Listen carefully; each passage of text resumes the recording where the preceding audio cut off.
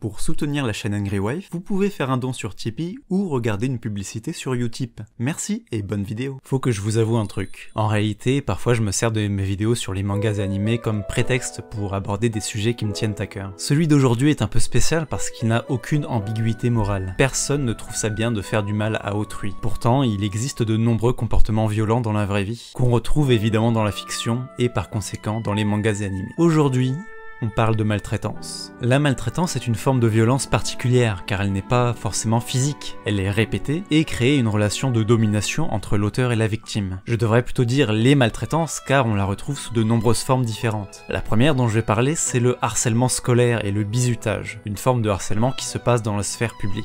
Au Japon, c'est un phénomène extrêmement courant dans les établissements scolaires et qu'on appelle hijime, et de nombreux mangas animés en dépeignent une facette, que ce soit en sujet principal ou secondaire. Dans Magical Girl Sight, Aya est une jeune fille martyrisée physiquement et moralement par des élèves de sa classe. Elle subit également de la maltraitance au sein de sa famille, mais je développerai ce sujet plus tard. Ici, on va parler de la représentation de cette violence dans cet animé. Ce qui me dérange dans Magical Girl Sight, c'est que les bizuteurs sont montrés comme étant particulièrement sadiques, avec des visages de psychopathes. Ça me dérange non pas parce que ça manque de réalisme, mais parce que ça déshumanise les auteurs de ces violences. Ils sont représentés de telle sorte pour que le spectateur les déteste et trouve leur comportement abject, ce qui est normal en fait. Sauf que ça donne l'impression que les auteurs de ce genre de comportement ne peuvent être que des monstres, des humains complètement sadiques dont les veines ne sont remplies que de haine. On dirait que ça ne peut pas être nous, que personne ne pourrait être assez méchant pour agir de cette façon dans la vraie vie. Or, un harceleur ça peut être n'importe qui, que ça soit par un manque d'empathie ou par effet de groupe. Pareil, les tortures qu'on voit dans Magical Girl Sight ont l'air tellement horribles venant de collégiens qu'on n'imagine pas que ça puisse exister dans la réalité. Sauf que, si, bien sûr que ça existe. Une telle représentation du bizutage me pose deux problèmes. Le premier, c'est que d'une part, cette représentation des bizuteurs est redondante. On les voit déjà commettre des actes particulièrement violents. Du coup, on n'a pas besoin de leur donner des airs de psychopathe. Si le spectateur est normalement constitué, il sait que ce qu'on lui montre dans ces scènes est mal. Il n'est alors pas nécessaire de le préciser à travers le design des personnages. Comme je le disais en introduction, il n'y a pas d'ambiguïté morale. Au contraire, ce choix de design peut avoir un effet pervers, ce qui nous mène à mon deuxième problème. Si on déshumanise les bizuteurs, ça rassure le spectateur en lui montrant bien que ces gens-là ne sont pas comme nous. Donc non seulement ça donne l'impression que c'est le genre de truc qui ne pourrait pas arriver dans la vraie vie, mais en plus, si le spectateur est auteur ou victime de ce genre de comportement, ça peut lui faire penser que ce n'est pas son cas, parce qu'il se dirait que non, quand même lui c'est pas aussi violent ce qu'il vit, ça n'a rien à voir. Vous savez, c'est un peu comme le mythe du violeur anonyme qui agresse la nuit des femmes court-vêtues dans une ruelle sombre. C'est une image des violeurs ancrée dans l'imaginaire collectif qui n'a rien à voir avec la réalité. Dans la vraie vie, les violeurs sont la majorité du temps des personnes de l'entourage de la victime et qui sont comme tout le monde. Mais cette image factice du violeur a tendance à rassurer les potentiels auteurs d'un tel crime et à déstabiliser les victimes, qui se disent non, moi c'était différent, ça n'avait rien à voir, alors que si, en fait, c'était effectivement le cas. Et bien dans Magical Girl Sight, j'ai peur que ça puisse avoir le même effet sur les personnes concernées par le harcèlement scolaire. Le pire, c'est que si le but du réalisateur c'était de dénoncer ce genre de pratique dans son animé, je ne sais pas si c'est le cas, bah ça risque plutôt d'avoir l'effet inverse, d'où l'importance de la représentation d'un phénomène de la vie réelle. Même si c'est de la fiction, ça influence totalement l'image qu'on en a dans notre imaginaire collectif. Je préfère largement la représentation du bizutage dans A Silent Voice. Dans ce manga, Shouko est une jeune fille sourde martyrisée par ses camarades pour sa différence, notamment par Shoya, le personnage principal. Contrairement à Magical Girl Sight, ici le bizutage est bien plus développé. On voit comment ça commence, pourquoi ça commence et les différents mécanismes qui sont liés. Au départ, il ne s'agit que de quelques brimades et moqueries, comme les enfants ont l'habitude de le faire, dirons-nous. Puis, au fur et à mesure, ces comportements s'intensifient et se répètent jusqu'à atteindre le harcèlement, tandis que le professeur ferme les yeux sur ces agissements. Le problème n'est soulevé que lorsque la mère de Shouko se plaint de retrouver tous les appareils auditifs de sa fille cassés. C'est alors que le professeur et les bizuteurs rejettent la faute sur uniquement Shoya, qui était certes le premier à fauter, mais était loin d'être le seul responsable. Celui-ci devient alors la nouvelle victime de la classe et tente de le prendre avec amusement avant de se rendre compte que la situation est beaucoup moins cool que prévu. Dans ce manga, on observe des choses fondamentales dans ce genre de comportement. La répétition, l'aggravation des actes, l'effet de groupe et l'autorité qui ferme les yeux et devient donc complice. Le personnage principal en est à la fois auteur et victime, ce qui montre bien que les deux rôles peuvent concerner n'importe qui. Bon, après l'ellipse temporelle, ça part un peu en couille quand Shouko se met à vouloir devenir amie avec tout le monde, même quand on lui fout le nez dans les comportements abjects qu'elle a subis, notamment de la part de cette As de Noaka. Mais bon, on a une bonne représentation du harcèlement scolaire, au moins au début. Autre forme de maltraitance, celle des parents envers leurs enfants. Contrairement au harcèlement scolaire, cette forme de violence s'exerce dans la sphère privée et est beaucoup moins courante dans les mangas et animés. Les violences physiques sont même parfois montrées comme une forme d'éducation, notamment par la figure paternelle. On retrouve cette maltraitance par exemple dans Erased, un animé qui n'est pas seulement une enquête sur un psychopathe sur fond de paradoxe temporel. Pendant son retour dans le passé dans son corps d'enfant, Satoru, le héros, découvre que Kayo, une jeune fille de sa classe, subit des violences de la part de sa mère. Cet élément de l'histoire sert à créer de l'empathie envers Kayo à cause des malheurs qu'elle subit, mais aussi à montrer une réalité, la difficulté d'intervenir dans ce genre d'affaires. Dans cet animé, la mère de Kayo met en échec les services sociaux et empêche les autres adultes d'intervenir. Et ça ressemble fortement aux témoignages que j'ai lus concernant ce genre d'affaires, dans lesquels les services sociaux n'ont pas les moyens d'intervenir. Il est extrêmement compliqué de se mêler des affaires se passant dans la vie privée, et surtout au Japon. Du coup, la représentation de la maltraitance dans Erased est plutôt réaliste. Le seul point que je pourrais nuancer, c'est le fait de montrer le cas d'une famille pauvre qui risquerait de réduire notre vision de la maltraitance aux cas sociaux, c'est-à-dire aux familles qui ont d'autres problèmes en plus de celui-là. Or, cela peut toucher n'importe quelle couche de la société, comme ce qui est montré dans un manga qui me tient particulièrement à cœur, A Lollipop or a Bullet.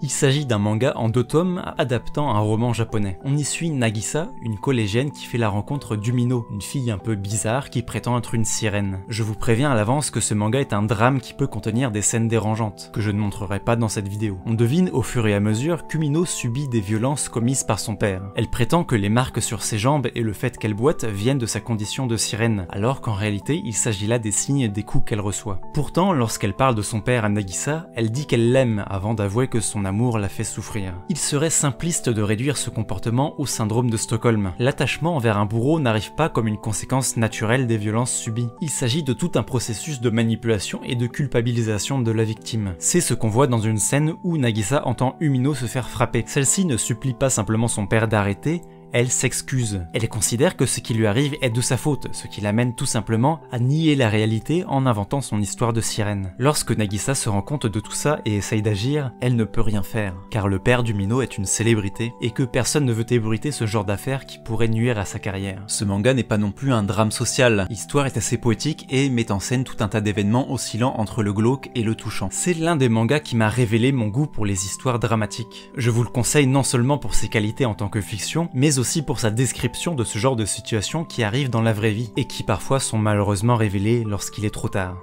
Dernière forme de maltraitance dont je vais parler, les violences conjugales, qui concernent tous les couples, mariés ou non. Même si je ne pense pas que beaucoup de personnes fassent la confusion, je précise au cas où que cela n'a rien à voir avec le sadomasochisme, qui est une pratique sexuelle consentie entre les partenaires. Encore une fois, le plus important dans une relation, c'est le consentement. Bref, dans le manga autobiographique Mon père alcoolique et moi, Mariko Kikuchi nous raconte non seulement les problèmes d'alcool de son père, mais aussi la relation toxique qu'elle a subie de la part d'un de ses ex-partenaires. Après avoir débuté ce qui semblait être une relation idyllique, son copain s'est mis régulièrement à la rabaisser et à la frapper. De son côté, Mariko était passionnément amoureuse et le pardonnait facilement en se disant que ce genre de choses arrive dans un couple. Dans ce manga, qui je le rappelle est autobiographique, on voit des scènes édifiantes où la mangaka intériorise les souffrances qu'elle subit et les relativise en se disant que c'est un peu de sa faute aussi, que sa situation n'est pas si terrible que ça, et que ça n'avait rien à voir avec les affaires de violence conjugale dont on entend parler. Sauf que si en fait, il faut oublier le cliché du mari alcoolique et violent parce qu'il a des muscles à la place du cerveau. Tout comme les violeurs, les auteurs de violence sont des gens de la vie de tous les jours. Heureusement, Mariko finit par s'en rendre compte et le quitter malgré la peur des représailles qu'elle ressent. On retrouve le sujet des violences conjugales dans un manga dont j'ai déjà parlé,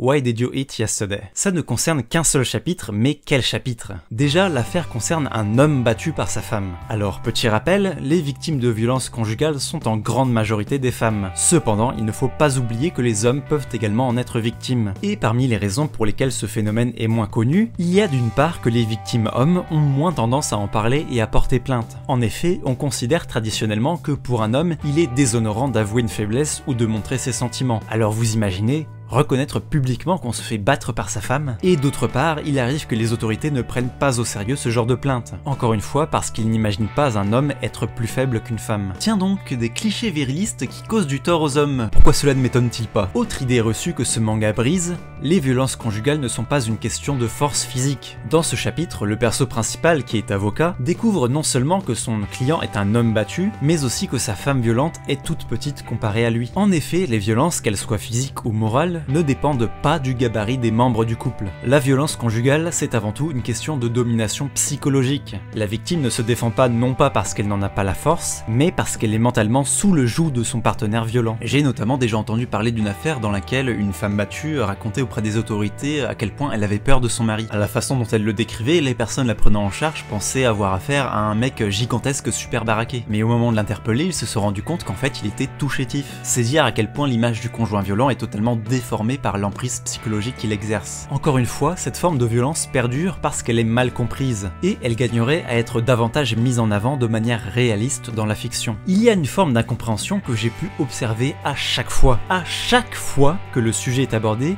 tu as toujours des gens qui font la même remarque. Mais si son conjoint était violent, pourquoi ne l'a-t-elle pas tout simplement quitté? Merci Sherlock, putain heureusement que t'es là, grâce à toi on va pouvoir mettre fin aux violences conjugales. Désolé, je m'énerve, mais c'est une remarque que j'ai entendue tellement souvent de la part des gens qui ne comprennent pas ce phénomène. Il y en a même qui ont la bêtise d'affirmer que si jamais ça leur arrivait à eux, ils partiraient tout de suite. Comme s'ils pouvaient savoir comment ils réagiraient dans une situation qu'ils n'ont jamais connue. Alors, pour vous expliquer pourquoi les victimes de violences conjugales ne partent pas ou ne portent pas plainte directement, il faut savoir que les partenaires violents ne le deviennent pas d'un seul coup du jour au lendemain. C'est un mécanisme qui met du temps à se mettre en place et à s'installer dans le quotidien du couple. Voilà comment ça se passe généralement. Première étape, le conjoint commet une première violence, une baffe, une humiliation, une remarque négative, etc. Deuxième étape, il fait culpabiliser la victime en lui disant que c'est de sa faute s'il agit comme ça. Troisième étape, le partenaire violent s'excuse, il lui dit qu'il l'aime et qu'il ne recommencera pas, et la victime le pardonne par amour. Puis retour à l'étape 1, sauf que cette fois la violence est plus forte, plus fréquente, voire les deux. Et le cycle reprend son cours en augmentant au fur et à mesure le seuil de tolérance de la victime. C'est un véritable cercle vicieux, un engrenage qui mène à une escalade de la violence, et qui fait que la victime ne se rend même pas compte de ce qu'elle subit. Le triptyque violence, culpabilisation, pardon est notamment symptomatique du comportement des pervers narcissiques. En bref, la victime se fait manipuler et c'est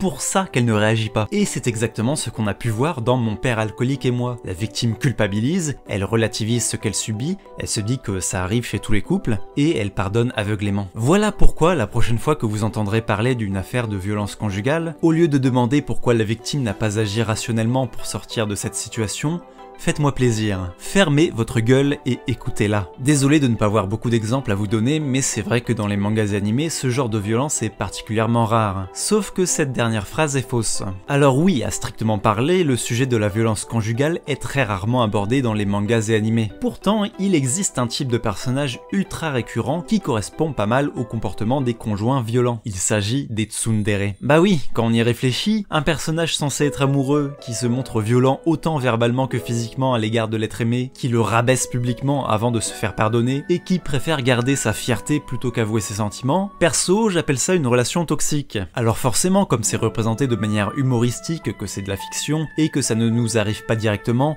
on trouve ça mignon. Le contraste entre les caractères Tsum et Dere crée le fameux gap moe qui rend le personnage attachant. Mais dans la vraie vie, ce genre de comportement est extrêmement malsain. Cette différence de vision entre la fiction et le monde réel est d'autant plus flagrante avec les yandere, des personnages amoureux et psychopathes qui sont intéressants dans les histoires mais super glauques dans la réalité. Sauf que autant même les gens qui apprécient les yandere savent que dans la vraie vie ce n'est pas le genre de partenaire idéal, autant j'en suis pas si sûr concernant les fans de tsundere. Alors évidemment, même en vous rendant compte de cela, ça ne vous empêchera pas d'apprécier les tsundere dans vos œuvres préférées. Retenez juste qu'il vaut mieux les éviter dans la vraie vie.